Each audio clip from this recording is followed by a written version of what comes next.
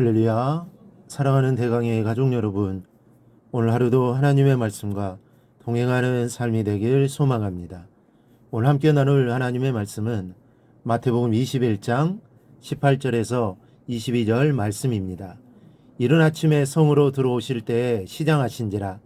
길가에 산 무화과 나무를 보시고 그리로 가사 잎사귀밖에 아무것도 찾지 못하시고 나무에게 이르시되 이제부터 영원토록 내가 열매를 맺지 못하리라 하시니 무화과 나무가 곧 마른지라. 제자들이 보고 이상히 여겨 이르되 무화과 나무가 어찌하여 곧 말랐나이까. 예수께서 대답하여 이르시되 내가 진실로 너희에게 이르노니 만일 너희가 믿음이 있고 의심하지 아니하면 이 무화과 나무에게 된 이런 일만 할 뿐 아니라 이 산더러 들려 바다에 던져지라 해도 될 것이요 너희가 기도할 때에 무엇이든지 믿고 구하는 것은 다 받으리라 하시니라. 아멘. 우리나라에서도 이제는 무화과 나무 열매를 얼마든지 사서 먹을 수 있지만 무화과 나무를 보는 것은 어렵습니다. TV나 인터넷으로 검색해서 볼 수 있긴 하지만 그리 큰 무화과 나무를 또 보기도 어렵습니다. 키가 크면 무화과 가지를 수확할 수 없기 때문에 가지를 쳐서 키가 그렇게 크지 않게 합니다. 이스라엘을 비롯한 지중해 연안의 나라에서 무화과 나무는 풍요와 번영을 상징하는 나무로 알려져 있습니다. 그곳의 무화과 나무들은 밑 둘레의 굵기가 약 1m, 높이가 5에서 6m나 되고 가지는 8에서 10m 너비까지 뻗기 때문에 그 그늘은 기도와 명상과 휴식의 장소로 사용되었습니다. 잎과 꽃이 무성할 때면 무화과도 함께 열려서 풍성한 열매도 제공하는 그런 나무입니다. 즉 시장한 사람에겐 열매를 주어서 배고픔을 면하게 하고 뜨거운 태양 아래 지친 여행자에게는 그늘을 제공하여 새 힘을 얻게 하는 안식처가 되는 것이 무화과 나무입니다. 이런 특징 때문에 무화과 나무는 유대교를 상징했고 더 좁히면 예루살렘 성전을 상징했습니다. 인생의 갈증과 배고픔을 가진 사람들이 와서 언제든지 그 시장길을 달릴 수 있는 곳이 바로 교회입니다. 피곤하고 지친 사람들 역시 하나님의 품으로 다가와 그 시원한 사랑의 그늘 아래서 지친 몸을 추스리고 새 힘을 얻을 수 있는 곳, 그곳이 바로 하나님의 집이요 이스라엘의 신앙의 근거인 유대교였습니다. 오늘은 예수님께서 그 무화과 나무 앞에 서 계셨습니다. 예수님은 시장하신 상태이셨습니다. 길가에 무화과 나무가 있는 것을 보시고는 휴식도 취하실 겸 시장기도 면하실 겸 무화과 나무 쪽으로 향하셨습니다. 유대 율법에 의하면 길가의 무화과 나무는 누구든지 그 열매를 따먹을 수 있는 권한이 있었고 오늘날까지도 길가의 무화과 나무는 모든 사람이 마음대로 취할 수 있도록 개방되어 있습니다. 그래서 길가의 무화과 나무의 열매는 일명 가난한 자의 양식이라고도 부릅니다.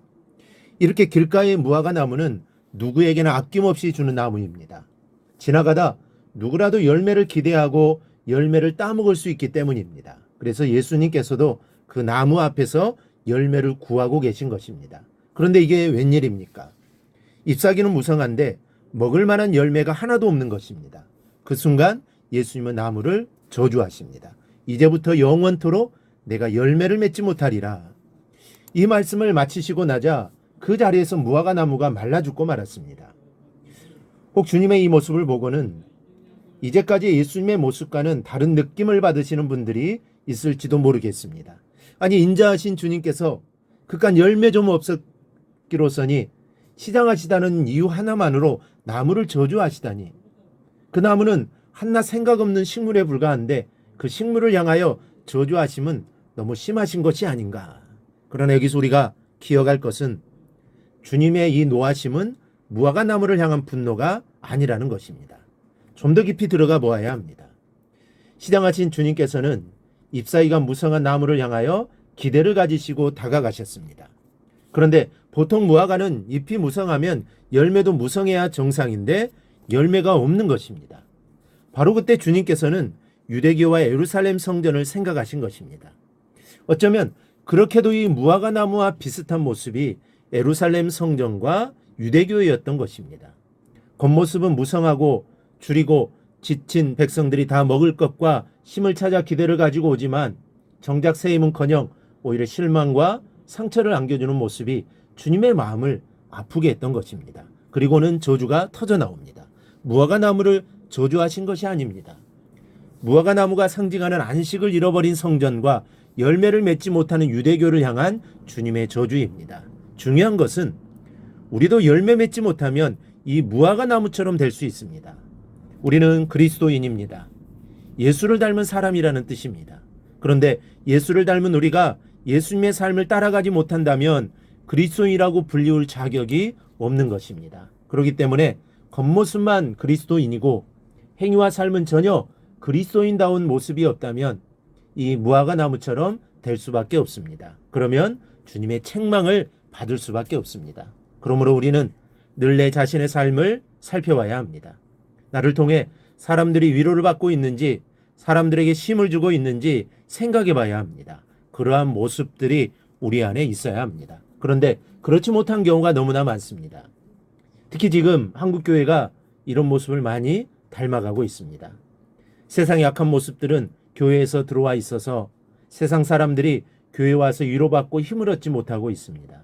이것은 다른 누군가의 문제가 아니라 바로 우리 자신의 문제입니다. 그러니 내가 믿음 생활 잘하고 한국교회가 바로 서도록 기도하시기를 바랍니다. 한편으로 무화과 나무가 알려주는 것은 우리에게 안식과 양식을 가져다 주는 것은 유대교도 성전도 아니라는 것입니다.